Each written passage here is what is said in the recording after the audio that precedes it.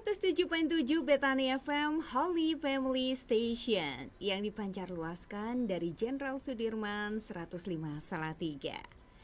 Berbagai pilihan dalam hidup membuat kita harus bersikap tegas dalam mengambil suatu keputusan. Cuman masalahnya kadang membuat keputusan itu tidak semudah yang kita bayangkan. Apalagi jika keputusan itu bisa berdampak bagi orang lain. Seringkali orang lain juga memberikan masukan yang membuat kita semakin terjebak dan semakin ragu-ragu dalam mengambil suatu keputusan. Bagaimana kita menghilangkan keraguan tersebut? Adakah caranya? Nah, langsung saja, karena itu adalah yang menjadi topik kita di Gempa atau Gembala Menyapa pada siang hari ini. Bersama saya dan juga Bapak Gembala, Bapak Hengki yang siang hari ini sudah hadir di studio. Selamat siang Pak Hengki. Selamat siang Rati. Puji Tuhan. Kembali kita bisa hadir di Gempa ya Pak ya, Gembala Menyapa. Dan Mempelai Kristus juga bisa bergabung bersama kami untuk memberikan pertanyaan seputar topik kita kali ini. Ragu-ragu ambil keputusan gimana dong ya. Anda bisa kirimkan WA atau SMS di 0817 057 1075. Kami tunggu sampai dengan jam 12 kurang dikit nanti ya. Oke. Langsung aja kita ngobrolin soal topik menarik kita siang hari ini Pak. Ragu-ragu dalam mengambil suatu keputusan. Kadang-kadang ini menjadi momok tersendiri ya buat kita ya Pak ya. Ya, jadi setiap kita pasti sekali lagi pernah mengalaminya. Iya, atau pasti. mungkin sering ya. Iya. Ada orang yang bahkan begitu seringnya sampai dia tertekan jiwanya. Iya. Karena dia tadi mau ambil keputusan, ada muncul keraguan-keraguan yang memang bisa muncul ya. Dan itu bisa menghalang-halangi bahkan melumpuhkan setiap kehidupan kita, bahkan kalau kita terlalu ragu-ragunya terlalu lebay gitu ya. Iya. Terlalu berlebihan. Jadi makanya tapi saya pikir keraguan juga ada nilai positifnya. Jadi, buat kita lebih hati-hati ya. Lebih hati-hati, lebih waspada, lebih punya pertimbangan-pertimbangan yang lebih matang gitu ya. Jadi ini bicara soal mengelola ya. Mengelola kondisi keraguan ini bagaimana. Ya, jadi yang sering ragu-ragu juga jangan terlalu kecil hati, merasa gimana gitu ya. Enggak apa-apa, itu bagian daripada proses hidup ya. Betul.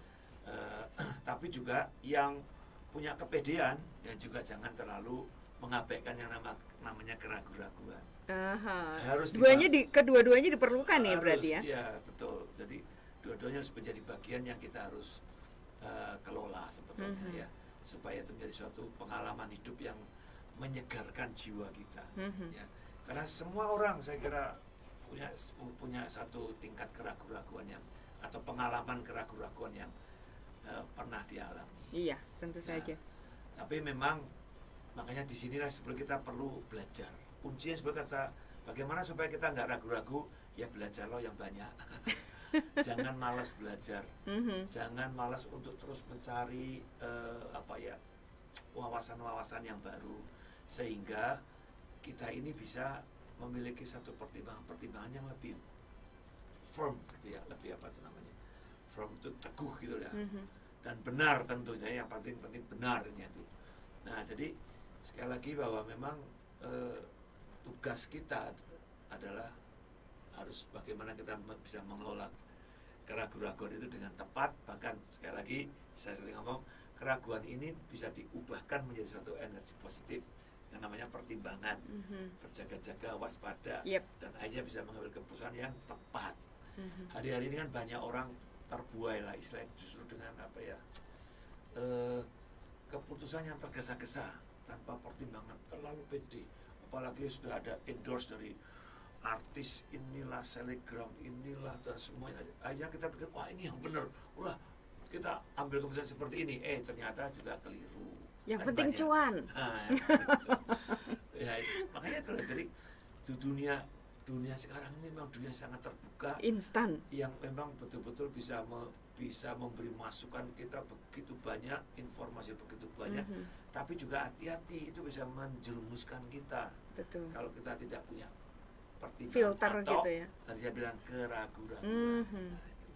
Jadi artinya penting juga keraguan, tapi jangan sampai kita menjadi orang yang peragu. Peragu itu artinya mau apa ragu-ragu, mau apa nanti nggak ada yang dikerjain, nanti hanya cuman berutopia, bermimpi di siang bolong aja, kepingin begini tapi mau lakukan ini ragu, nanti jangan-jangan gini, mau lakukan ini jangan-jangan nanti gini, mau lakukan ini jangan-jangan gini. Nah, jadi hanya nggak buat apa-apa, hanya bermimpi saja. Nah, saya kira nggak boleh juga orang terus bermimpi.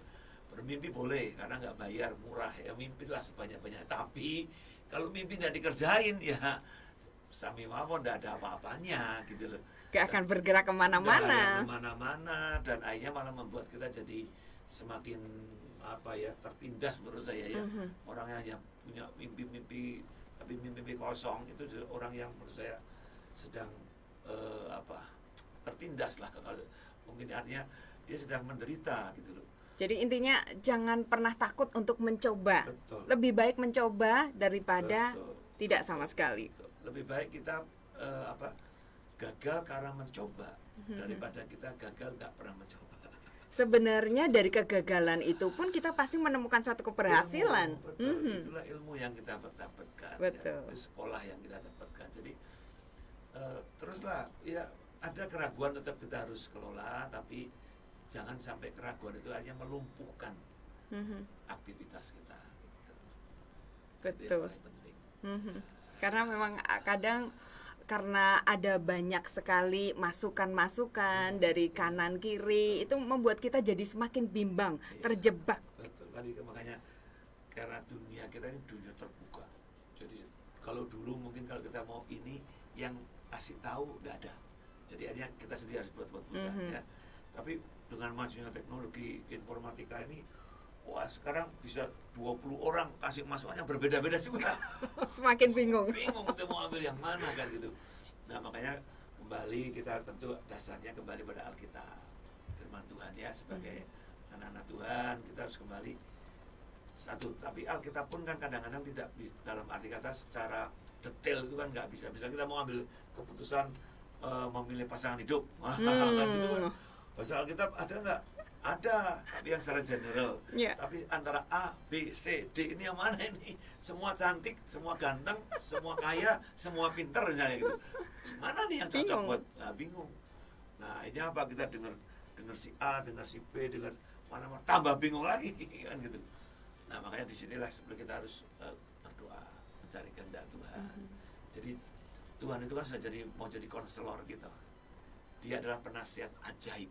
Wow, Ya kan? keren. Dia yang bisa memberikan nasihat yang tepat untuk apa yang kita mesti lakukan. Makanya kembali kita harus kembali punya satu relasi yang dekat dengan Tuhan, karena dia bersedia menjadi konselor kita setiap waktu dan persoalan apapun juga, kan gitu. Makanya disebut konselor yang apa, penasihat yang ajaib. Ajaib itu artinya ya dia tahu semuanya. Tentu boleh kita datang kepada konselor manusia ya, boleh. Iya. Untuk tanya pendapat, boleh. Jadi jangan juga kita harus, wah gitu aku nggak perlu penasihat ya Pak. Oh jangan, harus kita perlu. Tapi kita belajar untuk merekonstruksi jadi semua nasihat-nasihat yang ada ini. Tentu kita perlu rekonstruksi untuk kita gimana, ya toh? Nah lalu decision makernya tetap harus kita. Tapi memang sering gini Rati, ya banyak anak-anak sekarang itu mungkin agak sulit, agak gampang untuk buat keputusan. Kenapa? Karena peran orang tua terlalu dominan di sini. Jadi mulai dari jenis makanan, mau tidur, jam makan, jenis pakaian, beli tokonya di mana, harganya berapa, sering kali. Calon pasangan hidup juga mungkin ya. Pasangan hidup, itu orang tua terlalu, kamu harus ini aja, pilih yang ini, jangan yang itu, jangan. Hanya anak-anak nggak punya kemampuan untuk buat satu Keputusan. analisa untuk membuat keputusan. Semua ya mama, semua ya papa gitu ya. Hanya apa ya, jadi anak papa anak mama nih. Aja anak ini nggak bisa buat keputusan atau ragu-ragu terus. Itu Sangat mempengaruhi di kehidupan itu dia nanti ya. Orang yang seperti ini kasihan. Jadi hanya bahkan dia nggak punya pendirian, nggak punya prinsip hidup juga. Hanya yang ikut apa yang katakan orang banyak, ya itulah yang dia anggap baik, anggap benar gitu. belum tentu. Iya. Tapi orang yang seperti ini memang akhirnya jadi sulit untuk ngambil keputusan. Bahkan untuk keputusan yang sepele aja. Milih menu makanan misalnya, itu pun sampai nggak bisa mungkin ya. Akan ada misalnya tanya mau makan apa, terserah. Nah itu kan makanan terserah itu apa? Nggak ada dong. Ya bakso apa sebutkan aja. Tapi kan banyak orang nggak bisa ambil keputusan seperti itu. Ya mau makan apa, mau minum apa, ya terserah mama, terserah kamu sih. Loh, kalau ini jangan yang itu deh, yang lain lagi gimana? Terserah tapi masih bingung juga kan? Masih nawar lagi. Jadi seperti itu. Makanya saya kira memang harus mulai didik dari anak-anak. Nah, gimana kalau semisalnya ada seseorang yang sudah terlanjur terjebak dalam situasi itu, dia sadar itu salah. Nah, dia ingin berusaha tapi nggak ngerti caranya seperti apa. Kalau yang sudah dewasa terlanjur itu ya kita mesti harus juga punya teman ya yang bisa memberi support sama kita. Kalau saya mau jujur, Bu Riki itu juga sebenarnya ada kecenderungan seperti itu. Ya agak sedikit sulit untuk membuat keputusan-keputusan karena ada masa lalu kecil seperti yang Bapak paparkan tadi ya. Atau gini, sebenarnya bukan karena tidak diberi, tapi justru apa ya? Kalau dia milih ini mungkin nggak disupport. Iya. Jadi gitu kan. Yang ini kurang cocok, nggak jadi lagi. Seperti itu. Jadi akhirnya ada saya ngeliat, tapi itu semua orang sebenarnya juga ngalami seperti itu ya. Dan tugas saya sebagai suami, ya saya sekarang memberi keyakinan sama kamu, sama dia bahwa kamu bisa, itu bagus. Udah, jangan sampai bingung sudah. Ini contoh pakaian ini. Gimana yang bagus? Nanti jalan sedikit ganti lagi, kok ganti lagi? Enggak pas. Bingung kan? Cuma milih pakaian aja kadang-kadang. Sebenarnya simple ya. Simpel banget itu, tapi kan kadang-kadang buat wanita katanya sulit juga. Iya sih, kurang pede. Wanita tuh bisa. Sedikit loh, lain copot loh. Iya. Gimana? Kurang pede. Loh, bagus loh.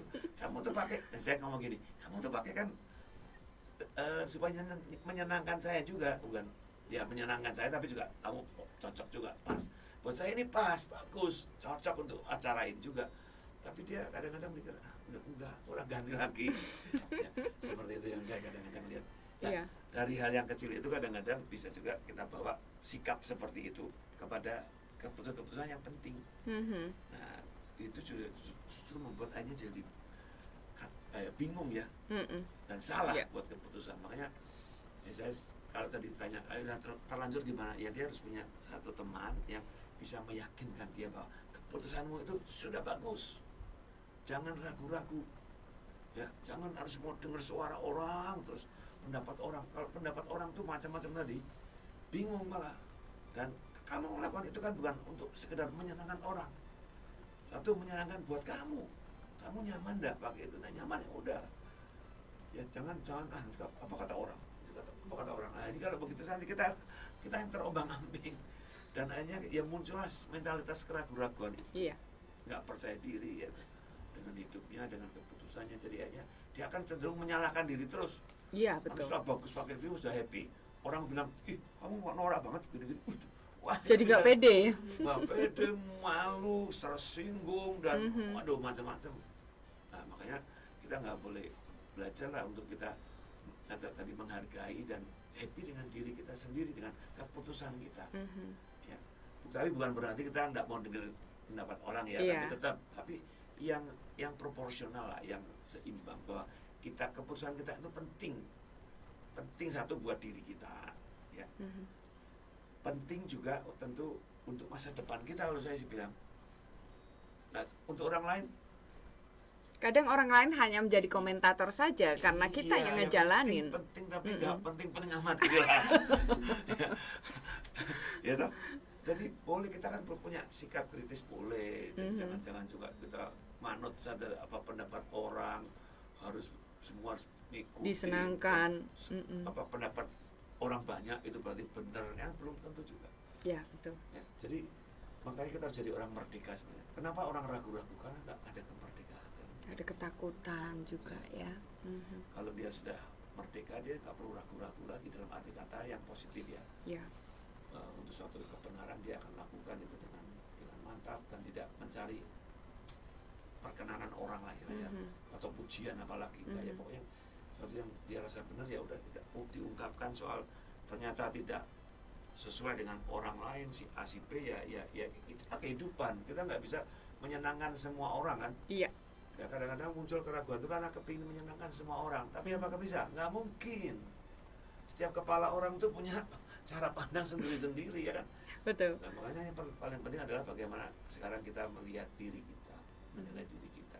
Nah, bagaimana kita bisa menilai diri kita? Ya lihatlah kayu salib di Golgota itu. Betapa berharganya hidup kita. Yesus sampai mau mati buat kita. Kita siapa? Kita yang berdosa, kita yang sedang jahat, kita yang sedang buruk keadaannya, yang sedang tidak baik. Tapi Yesus bilang, aku mengasihi kamu, aku mau mati bagi kamu. Fine, gitu, tidak masalah.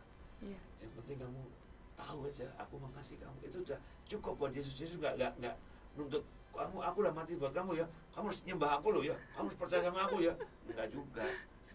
Yesus serahkan nyawanya memang karena dia mengasihi kita apa adanya. Nah, Tanpa syarat. Tanpa syarat. Jadi kita juga nggak perlu jadi orang yang pakai topeng-topeng itu loh. Orang pakai topeng itu pasti akan muncul keraguan juga. Hari ini pakai topeng apa ya? Oh, topeng yang ini. Wah, ini salah. Cepat ganti yang lain. Wah, akhirnya Harus menjadi diri sendiri. akhirnya apa? Capek. Hidup Betul. seperti itu tuh capek sekali. Energi kita terkuras untuk sesuatu yang nggak penting-penting amat. Ya. Lantas bagaimana Pak kalau semisalnya kita sudah mengambil suatu keputusan, tapi berikutnya setelah sekian lama kita menyesali dengan keputusan kita tersebut, kita merasa oh ternyata keputusan yang dulu saya bikin itu ternyata menghancurkan hidup saya saat ini. Ya, bisa saja terjadi sebuah itu ya. Jadi bisa memang kita yang salah membuat prediksi, atau yang kita udah benar tapi situasi di sekitar kita memang tidak memungkinkan untuk itu, kan bisa saja terjadi seperti itu. Artinya sesuatu yang di dalam kemampuan kita untuk mengolah, ya itulah tanggung jawab kita. Tapi kalau ada kejadian yang di luar kemampuan kita untuk mengatur, ya kita serahkan sama Tuhan. Kita percaya ada rencana Tuhan yang baik di situ. Nah, yang kedua ya kita evaluasi diri, harus koreksi di mana kita salahnya. Oh, kita salahnya di sini, harus tahu, dicek. Jadi evaluasi itu penting. Jadi jangan cuma, oh ya aku salah, udah tutik, aku mau bener, udah. Tapi nggak dievaluasi, itu bisa terjadi lagi nanti di sana. Jadi kalau kita tahu, oh aku salah, aku gagal di sini misalnya, oke aku evaluasi di mana salahku. Oh barangkali ini faktornya A, B, C misalnya. Iya. Ya kita benahi di A, B, C-nya itu. Tapi tidak harus kemudian kita berhenti nyesel dan tidak buat apa-apa. Guru yang baik, pengalaman itu adalah guru yang baik katanya. Iya, betul. Tapi sebenarnya yang paling tepat pengalaman yang dievaluasi itulah guru yang baik. Kalau pengalaman nggak pernah dievaluasi ya itu guru yang jelek itu. Itu guru yang justru menurut saya membodohi dan menyesatkan kita. Pengalaman terus dievaluasi. Kok aku ngalami gini kenapa ya? Oh ya kemarin aku mungkin seperti ini. Oke aku benahi. Aku kembali benahi di sana. Aku tidak boleh melakukan hal yang sama. Berubah dong. Namanya juga kita belajar itu kan untuk berubah. Iya. Ya kan belajar kan bukan mau untuk gaya-gayaan aja, bukan toh. Tapi untuk kita bisa berubah dalam cara berpikir, cara berperilaku, cara berkata-kata dan seterusnya. Nah, kemudian tentu yang ketiga kita harus punya pemikiran begini. Nggak ada sebenarnya kegagalan itu sebenarnya itu kan hanya diciptakan di sini, di otak kita. Kegagalan itu ada orang yang bilang bahwa itu kesuksesan yang tertunda saja. Iya betul gitu. Atau justru kegagalan ada pembelajaran yang tepat untuk kita bisa meraih keberhasilan kita. Wow, gitu loh. super. Ya, jadi Iya, itu ilmu. Iya, betul. Jangan sampai dianggap itu sebagai sesuatu yang menghancurkan kita. Justru kegagalan itu ilmu yang baik. Untuk kita apa? Meraih keberhasilan yang sesungguhnya. Dulu kan tadi malam saya cerita soal saya ini mau buka toko. tinggal buka besok pagi, malam masuk rumah sakit. Waktu saya marah sama Tuhan, Tuhan apa-apaan kok kamu izinkan toh? Bukan saya belum ngerti pokoknya Tuhan, saya pikir apa yang aku mau, saya sudah doa, pasti Tuhan kabulkan. Iya, Kan gitu, iya. gara-gara sesederhana itu pikiran saya. Tapi pada saat saya doa, kerja sungguh-sungguh kok nggak jadi. Loh, gimana Tuhan? Maksudmu apa? Gitu. Dalam segala ya ya memang saya kepolosan saya waktu itu seperti itu. Tapi Tuhan nggak bicara apa-apa. Dan saya pikir saya coba lagi, coba lagi, gagal lagi, coba lagi, gagal lagi sampai ketiga kali atau 4 kali saya coba. Kemudian saya pikir, saya mulai merasa gini, waduh gagal, aku nggak bisa nih jadi. Kadang di titik itu kita merasa Tuhan nggak ada. Ya, betul. Jadi sepertinya Tuhan membiarkan saya dan sampai saya betul-betul merasa aku gagal, aku manusia gagal. Terus mengintimidasi untuk merasa benar-benar menjadi orang yang gagal ya. Betul. Tapi justru disitulah sebetulnya saya menemukan di saat saya titik nol itu saya mulai kan saya taruh ini ambisi saya jadi Iya. pengusaha pedagang itu sudah saya taruh. Nah mulailah di situ Tuhan mulai bicara pelan-pelan. Ada sesuatu yang berbeda yang Tuhan mau rancangkan. Dan sekarang saya boleh bersaksi saya ternyata tidak gagal. Kegagalan dulu yang saya pikir gagal itu justru mengarahkan saya kepada tujuan yang sebenarnya. Yang saat ini. Ya. Wow. Jadi saya bilang itu keberhasilan, bukan lagi kegagalan. Betul sekali. Untung itu ada peristiwa seperti itu. Kalau tidak, saya pasti akan sudah keluar dari real rencana Tuhan. Kan gitu. Menjadi bisnismen itu tadi ya. Belum tentu juga. Mungkin saya jadi bangkrut dan hanya miskin bisa saja. Karena memang bukan jalan saya di sana. Tuhan tahu yang terbaik kan. Yang saya memang Tuhan mau untuk saya di sini. Jadi saya ini bukan menghibur ya, saya karena saya yakin karena untuk pekerjaan menjadi hamba Tuhan ini kerjanya saya tolak dari dulu, nggak mungkin lah saya jadi pendeta model gini peragawan dulu ya. Iya betul. 40 tahun yang lalu gitu. Nggak mungkin nggak pendeta saya, dan pandangan saya pendeta itu kan nggak menyenangkan lah. Masa ngurusin begitu banyak orang, gila banyak banget. Enggak banget. Oh iya. Tapi hanya ya itu setelah saya masuk dan ternyata itu sesuai dengan passion yang Tuhan taruh. Kemudian saya mulai ingat, iya dulu waktu saya remaja, saya itu punya hati yang gampang berbelas kasih kepada orang. Bahkan ada orang yang mau malak saya tuh. Iya. Saya dudukin, saya nasihatin. Nggak jadi malak. Jadi friend, best friend. Luar biasa. Jadi dari mana pengetahuan itu? Enggak ada, juga ada yang ngajarin. Teman-teman saya pada lari semua. Awas lu preman lu. Saya nggak merasa, saya malah merasa kasihan sama dia. Saya ajak bicara, saya ajak ngobrol. Hanya dia sendiri juga jadi orang yang benar gitu loh. Luar biasa. Dari mana? Aku dari udah ngerti waktu itu, tapi kemudian diingatkan. Tuhan taruh kemampuan itu. Iya betul. Tuhan tuh memang sudah taruh sesuatu yang betul. dalam hati saya. Jadi setiap orang itu punya panggilan, Tuhan yang punya ketetapan. Loh, aku lahirkan kamu untuk menjadi ini, untuk seperti ini, melakukan tugas-tugas ini. Nah, cuma kadang-kadang kita kan mau yang sana, yang mau yang situ dan segala macamnya. Tuhan bilang salah, jangan. Ini yang kesini. Nah, Tuhan punya 1001 cara untuk menarik kita kembali. Makanya ya jangan kita merasa ragu lagi kalau sudah apa? Ketemu itu ya, ketemu panggilan itu. Udah saya bilang kemarin, kalau kamu udah ketemu ini gaspol sudah, pokoknya jangan lihat kanan kiri, tancap gas untuk sesuatu yang sudah Tuhan taruh dalam hidup kita. Kita akan menikmati hal yang bukan tidak ada masalah mungkin bisa banyak, tapi karena ada God's favors dia, perkenanan Allah, Tuhan tolong kita melewati macam-macam persoalan apapun, selama kita ada di track kita seperti yang Tuhan mau. Nggak perlu ragu-ragu lagi. Itu yang saya mau sampaikan hari ini. Kalau Bapak Ibu Saudara sekalian mereka sudah tahu track yang sudah Tuhan berikan, gaspol dah, pokoknya jangan hitung-hitungan sama Tuhan. Disitulah kita akan mendapatkan makna keberartian hidup yang luar biasa, dan kita ingin menyadari bahwa keputusan Tuhan tidak salah. Keputusan Tuhan tidak pernah salah. Apakah yang Tuhan rancangkan dalam hidup kita itu pasti akan terjadi, Pak? Iya, yakin 100%. Walaupun mungkin menolak dalam perjalanan proses itu, menolak kayak gimana, menolak lah, intinya seperti itu. Minimal Pasti minimal yang Tuhan, atau maksimal maksimal yang Tuhan kehendaki adalah di ujung hidup kita percaya Tuhan. Artinya seperti penjahat di sebelah Yesus itu, di ujung hidupnya dia masih bisa mengaku Yesus, tapi yang sebelahnya lagi kan enggak. ya. Berarti ada rancangan Tuhan ya yang gagal, menurut saya enggak. Ada seorang penginjil, saya pernah juga saksikan dulu ya. Penginjil dari Amerika dikirim ke Afrika. Dia menginjili satu suku yang terasing di sana dan tidak mendapat respon apa-apa. Dan dia merasa menyesal. Dia bilang, aku salah, aku gagal. Dia pulang aja, aku pulang. Nah, mau urusan lagi sama Tuhan.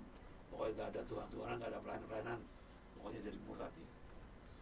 Nah, setelah sekian tahun ternyata ada satu anak dari suku itu yang pernah ketemu dan sering ketemu lah sama anaknya dia. Iya. Akhirnya anak ini bertobat dan jadi orang percaya dan jadi seorang penginjil yang luar biasa, mempertobatkan ratusan ribu orang Afrika. Luar biasa. Orang tuanya ini kan penginjil yang pertama dari Amerika datang kan sudah nggak percaya Tuhan. Anaknya yang ini mendatang kasih tahu, Pak, apa ini enggak anak kecil yang sering main di rumah kita waktu kita masih di Afrika? Oh ya, kenapa? Itu sekarang jadi penginjil besar. Wah, kaget. Dari satu benih yang kecil itu akhirnya Tuhan bisa tumbuhkan. Jadi apakah akhirnya Pak, orang ini bertobat di ujung akhir hidupnya, dia terima Tuhan Yesus lagi sebagai Tuhan dan Juru Selamat.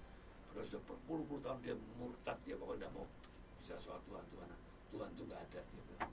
Tapi pada saat dia menyaksikan hal ini, dia juga diselamatkan. Ada lagi juga banyak ya. Cuma ya yang kita berharap itu jangan sampai kita terlalu mengeraskan hati terus sampai mau mati baru mau percaya. Itu kan ya kebangetan lah ya.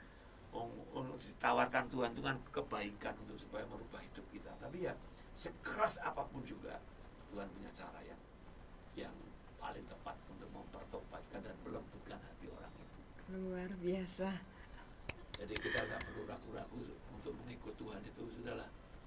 Jangan kita ini terus hitung-hitungan terus sama Tuhan seringkali ya. Atau kita tambah butuh sama Tuhan, butuh baru cari Tuhan, nggak butuh tinggalin Tuhan. Aduh, kita sedang kehilangan kesempatan yang luar biasa sekali. Setuju sekali. Itu yang membuat kita sering selalu ragu-ragu terus. Kalau kita memandang Tuhan itu sepertinya tambah butuh. Saat aku butuh, cari Tuhan. Nanti pada saat aku tidak butuh, aku lupain Tuhan. Saat kita butuh, Tuhannya diam, wah kita ragu-ragu. Ini Tuhan ini benar nggak sih? Kayak saya kan juga ragu-ragu juga sempat muncul. Tapi keraguan itu dibayar tunai oleh Tuhan Yesus melalui caranya yang luar biasa. Ya. Sebetulnya waktu itu yang saya ingat setelah beberapa kali saya gagal, saya kemudian mengalami lah istilahnya perjumpaan dengan Tuhan. Itu yang saya kira tidak pernah bisa saya lupakan, dan itu menjadi fondasi kekuatan saya untuk hidup dengan prinsip. Saya ini juga dulu orang yang sebenarnya peragu juga, ya karena nggak pede, karena merasa pokoknya ada banyaklah kekurangan ya. Dulu saya juga termasuk anak yang gagap. Ya. Itu agak sedikit mempengaruhi psikis saya juga. Jadi saya takut kalau mau berpendapat, takut nanti kalau salah. Nanti kalau saya ngomongnya tidak jelas, nanti kalau saya ngomongnya tidak selesai gitu. Iya. Kebayang-bayang terus itu. Jadi hanya saya pendiam, lebih banyak diam. Kalau udah digong tidak bicara. Nah, lebih baik enggak deh gitu ya. Kadang-kadang, tapi sekarang udah berubah. Setelah ketemu Tuhan itu, ketemu Tuhan mampukan. Ya, wah, iya. Itu dia. Itu beda. Terus ketemu pelayanan lagi, pekerjaan juga sebagai dosen. Waduh, saya dulu nggak pernah kebayang juga jadi dosen. Gimana saya jadi dosen? Saya ini tidak pede orangnya. Tapi itulah Tuhan proses saya pelan-pelan. Ya, sampai hanya seperti ini ya semua. Saya bilang itu karena anugerah Tuhan, bukan karena saya yang kepingin, saya yang ambisi, saya yang berjuang habis-habisan gitu. Karena awal itu dari motivasi yang Tuhan taruh dalam hidup saya, bahwa Dia sudah mengasihi saya, menerima saya apa adanya, dan Dia bisa pakai saya sesuai dengan keinginannya. Amin. Puji Tuhan, luar biasa. Nah, ini sudah ada beberapa WA yang masuk ini, Pak. Yang masuk di 0817 057 1075. Terima kasih. Ada Mbak Nana ini. Terima kasih untuk WA-nya. Ini gini, Pak. Saya menyesal dengan keputusan yang saya ambil beberapa tahun yang lalu. Ternyata keputusan itu justru membuat hidup saya hancur. Bagaimana caranya membuat yang hancur itu bisa pulih kembali dan apakah bisa? Bisa. Pasti Tadi bisa. kita udah bahas ya Semua Pak ya. tergantung dari diri kita juga ya. Iya. Dari melihat kegagalan atau kesalahan itu sebagai satu kesempatan untuk belajar, memperbaiki diri, bahkan meningkatkan kemampuan kita untuk bisa meraih sesuatu yang lebih baik. Iya. Ya, jadi buat Nana 1000% bisa. Ya. Semangat Mbak Nana. Terima kasih juga untuk Ibu Lina yang sudah WA. Pertanyaannya seperti ini. Terkadang kita dihadapkan dengan pilihan yang sulit. Adakah trik khusus untuk mengetahui bahwa keputusan yang kita ambil itu akan baik di kemudian hari? Ya tentu kita pertimbangkan. Memang bisa ya hal-hal seperti itu terjadi. Yang pertama tentu lihat kebaikan apa yang kita bisa hasilkan dari keputusan kita. Mana yang paling baik. Jadi artinya gini, ada misalnya keputusan kita untuk diri kita, tentu untuk diri kita juga penting. Tapi kalau memang keputusan itu menyangkut juga orang banyak, saya kira kita perlu belajar bahwa kepentingan kita jangan terlalu diutamakan. Tapi bukan berarti tidak penting, ya. Kita belajar untuk memberikan sesuatu kebaikan buat orang yang lebih banyak. Ya, itulah yang namanya kasih, empati dan seterusnya. Ya. Artinya jangan hanya berfokus pada diri kita, kepentingan diri kita sendiri. Karena Harus kalau, mendahulukan kepentingan betul, orang banyak dulu, betul, begitu. kita mengajarin kita juga begitu ya. Memang ada kepentingan kita, tapi jangan terlalu diutamakan. Yang paling utama pokok. Jadi kita nggak mau ngalah lah, nggak mau rugi lah, nggak mau apa. Tapi belajarlah di situ kita untuk merilis kebaikan kepada semua orang, sekalipun kita mungkin tidak sepenuhnya bisa memperoleh apa yang kita harapkan. Oke. Ya. Jadi itu mesti harus jadi satu. Lalu tentu tadi lalu kebaikan untuk kita apa? Juga kan kita perlu dapatkan sesuatu. Jangan sampai kita nggak dapat apa-apa, pokoknya kasih aja semua. Udah, hanya kita miskin misalnya gitu misalnya. Terus kita ngutang sana sini. Ya itu kan nggak benar juga. Iya. Artinya itu menyusahkan diri kita dan hanya menjerumuskan kita. Jadi ya kita harus juga pikirkan lalu apa istilahnya, kemanfaatan, benefitnya untuk saya secara pribadi apa. Kalau kita dengan pikiran yang baik, kita akan bilang begini, kalau memang itu untuk kelompok yang lebih besar ya, kepentingan lebih besar. Satu, aku menggenapi firman Tuhan. Dua, firman Tuhan bilang kan lebih berbahagia orang yang memberi daripada menerima, misalnya seperti itu ya. Jadi aku harus happy dengan keputusanku. Aku nggak boleh karena terpaksa atau karena apa, tapi aku harus happy dengan keputusan karena aku menggenapi firman Tuhan. Berbahagia orang yang memberi daripada yang menerima. Yang ketiga, orang yang memberi akan diberi. Jadi artinya apa? Kita nggak mungkin kekurangan dalam hal apa ya, dalam segala hal, bukan hanya dalam hal soal keuangan, tapi mungkin kita katakanlah kita melakukan sesuatu untuk kepentingan orang banyak dalam bentuk uang misalnya, katakan ya. Kita jangan berpikirnya kita dapat uang banyak, bukan. Kesehatan kita, kerukunan dalam keluarga kita, penjagaan Tuhan dari segala kecelakaan atau apapun juga gitu. Dan banyak hal, kita dapat teman baru yang mengasihi kita, dan banyak hal kita bisa terima hal-hal yang tidak pernah kita pikirkan sebelumnya. Iya, karena kesuksesan nggak selalu berupa materi ya Pak ya, seperti itu juga. Betul. Jadi banyak hal. Makanya dalam hal ini saya kira bagaimana caranya ya belajar untuk mencari kesenangan. Dalam arti kesenangan itu bukan menyenangkan orang lain dalam arti kata yang apa ya, tapi membahagiakan mereka. Ya. Itu akan lebih nyaman buat kita sebetulnya. Tapi ya memang tergantung orangnya juga ya. Tapi belajarlah untuk ke sana. Karena kebermaknaan hidup kita ini bukan pada saat kita mengambil sesuatu dari orang, tapi justru memberi. Tapi memberi. Filosofi terima kasih itu terima dan kasih. Kita kasih. Luar biasa. Oke, berikutnya pertanyaannya, bagaimana caranya agar saya tidak mudah terombang-ambing dalam mengambil suatu keputusan dengan tetap menghargai pendapat orang lain? Ya, jadi tentu tadi sikap menghargai itu harus ya, adanya pendapat orang lain. Saya kira itu eh, perlu menjadi satu catatan penting. Tapi jangan hanya satu-satunya itu. Kita harus juga berani untuk memiliki satu prinsip apa ya, menurut aku gimana sebaiknya. Ya. Dan bagaimana menentukan menurut aku sebaiknya, tentu tadi pertimbangannya bisa ya, kalau kita mau lebih lengkap lah ya, mau lengkap ya apa kata firman Tuhan mengenai hal ini, kayak gitu. Lalu hati nuraniku sendiri gimana?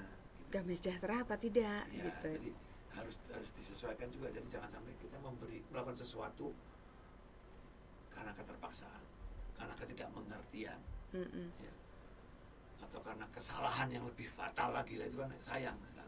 Jadi coba belajar dengan jujur dengan diri kita sendiri. Nah terus apa namanya, ya pikirkan kepentingan orang lain tadi.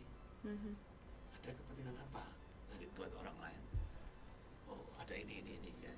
Oke, kita mungkin bisa buat catatan kalau kita mau sedikit pertimbangannya. Yang pertama ini, kedua ini, ketiga ini, supaya kita ingat. Jadi jangan kadang-kadang kita cuma mikir gitu, ngelamun gitu ya, mikir dapat sesuatu ide misalnya seperti, tapi kita nggak catat, Bisa lupa juga. lupa kita, lupa, dan kita mau ingat lagi sudah Nggak bisa. nggak bisa lagi.